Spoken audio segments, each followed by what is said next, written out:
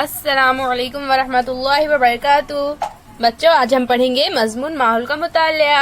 आज हम पढ़ेंगे सबक नंबर 25, आसपास होने वाली तब्दीलियाँ। आज हम इस सबक के मशक़ी सवालों के जवाब पढ़ेंगे और लिखेंगे।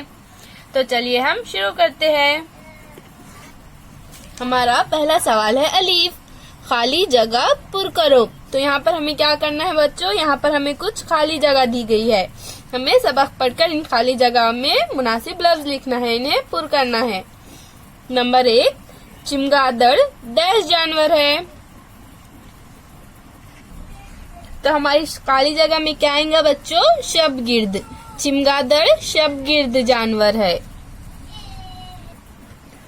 नंबर 2, पेट भरने के बाद गाय भैंस सुकून की जगह बैठकर डैश करने लगते हैं। तो हमारी डैश की जगह में क्या आएगा बच्चों, हमारी डैश की जगह में आएगा जुगाली। पेट भरने के बाद गाय भैंस सुकून की जगह बैठकर जुगाली करने लगते हैं। नंबर 3, रात खत्म होने का डैश परिंदों को होता है। तो खाली जगह में क्या आएगा बच्चों, खाली जगह में आएगा एहसास। रात खत्म होने का एहसास परिंदों को होता है। नंबर 4, सूरज के तुलू होने पर धूप डैश होती है। तो कैसी होती है बच्चों, सूरज के तुलू होने पर धूप, सूरज के तुलू होने पर धूप हल्की होती है। सूरज के तुलू होने पर धूप हल्की होती है। अब हमारा अगला सवाल है बच्चों बे, नीचे दिए हुए सवालों के जवाब लिखो। तो यहाँ पर हमें क्या करना है बच्चों, यहाँ पर हमें कुछ सवाल दिए गए हैं, हमें उनके जवाब लिखना है। नंबर 1, साए कब लंबे होते हैं। जवाब, सुबह और शाम के वक्त साए लंबे होते हैं। नंबर 2, आसमान में सूरज सर पर आने पर साए कैसे हो जाते हैं। इसका जवाब है बच्चों, जवाब, आसमान में सूरज सर पर आने पर साए बहुत छोटे हो जाते हैं। नंबर 3, अमावस के बाद कितने दिनों तक चांद की शक्ल बड़ी होती जाती है। इसका जवाब है बच्चों, जवाब, अमावस के बाद 15 दिनों तक चांद की शक्ल बड़ी होती जाती है। नंबर 4, शहद की मक्खियाँ फूलों पर क्यों जाती है।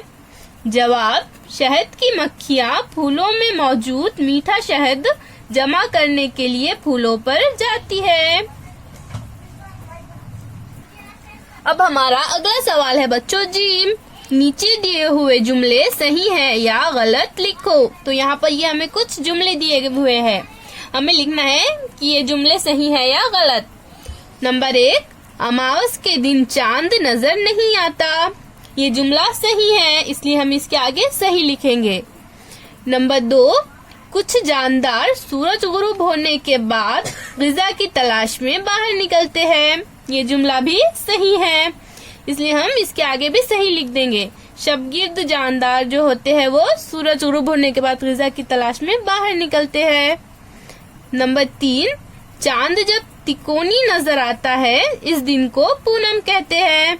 ये जुमला गलत है, क्योंकि जब चांद पूरा गोल नजर आता है इस दिन को पूनम कहते हैं, इसलिए हम इस जुमले के आगे गलत लिख देंगे।